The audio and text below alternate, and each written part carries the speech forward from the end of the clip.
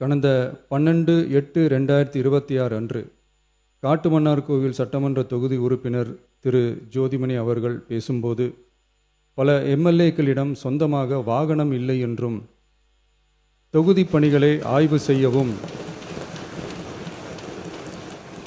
பார்வையிடவும் கடினமாக உள்ளதாகவும், லஞ்சமில்லாத நேர்மையான ஆட்சி அமைய உறுப்பினர்களின் அடிப்படை தேவைகளை அரசு பூர்த்தி செய்ய வேண்டும் என்றும் கோரிக்கை வைத்தார். எந்த ஒரு பொருளாதார பலம் இல்லாமல் சட்டமன்ற உறுப்பினர்களாக பணியாற்றி கொண்டிருப்பவர்கள் தங்களின் தொகுதி பணிகளை செய்ய சொந்த வாகனங்களோ அல்லது உதவியாளர்களையோ வைத்துக்கொள்ள முடிவதில்லை என்றும் தெரிவித்தார். மேலும் இது தொடர்பாக கோரிக்கைகளும் வரப்பெற்றது. மக்களாட்சியின் மிக முக்கிய தூண்களில் ஒன்றாக விளங்குபவர்கள் மாண்புமிகு சட்டமன்ற உறுப்பினர்கள். தமிழ்நாடு சட்டமன்ற வரலாற்றில் எளிய பின்னணியில்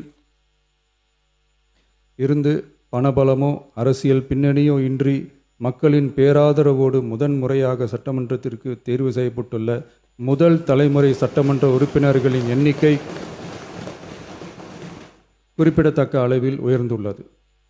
29/3/2026 அன்று நடைபெற்ற தமிழக வெற்றிக் கழக வேட்பாளர் அறிமுக கூட்டத்தில் நேர்மையாகவும் வெளிப்படைத்தன்மையுடனும் மக்கள் பணி செய்து ஊழலற்ற லஞ்ச லாவண்யமற்ற நிர்வாகத்தை மேற்கொள்வது என அனைத்து வேட்பாளர்களும் எடுத்துக்கொண்ட உறுதிமொழிக்கு ஏற்ப அதே பாதையில் தேர்ந்தெடுக்கப்பட்ட சட்டமன்ற உறுப்பினர்களும் செயல்பட்டு வருகின்றனர்.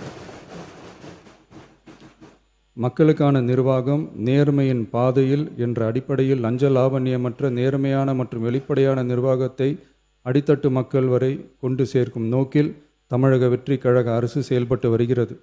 தங்களது தொகுதி மக்களின் குறைகளை கேட்டறியவும் அரசு திட்டங்கள் மக்களை சென்றடைவதை கண்காணிக்கவும் தங்களின் தொகுதி முழுவதும் தொடர் பயணங்களை சட்டமன்ற உறுப்பினர்கள் மேற்கொள்ள வேண்டியுள்ளது.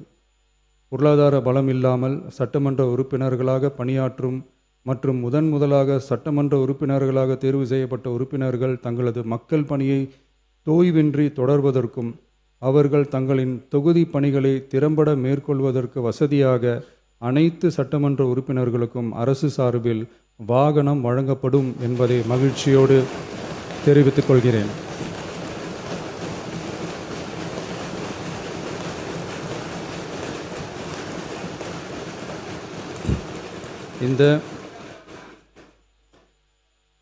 இந்த அறிவிப்பு சட்டமன்ற உறுப்பினர்கள் தங்களின் பயண தேவைகளுக்காக பிறரை சார்ந்து இருப்பதை தடுத்து அவர்கள் எவ்வித சமரசமும் இன்றி சுதந்திரமாகவும் நேர்மையாகவும் தங்களின் தொகுதிக்கு உட்பட்ட கிராமப்புற மற்றும் தொலைதூர பகுதிகளுக்கு எளிதாக பயணம் செய்து தொகுதி முழுவதும் உள்ள மக்களை நேரடியாக சந்தித்து அவர்களின் குறைகளுக்கு தீர்வு காண வழிவகுக்கும். அதோடு மட்டுமின்றி சட்டமன்ற உறுப்பினர்களின் பொருளாதார சுமையை குறைத்து கடைக்கோடி மக்களுக்கு லஞ்ச லாவண்யமற்ற நேர்மையான மற்றும் வெளிப்படையான நிர்வாகத்தை அளிக்கவும் உதவும்.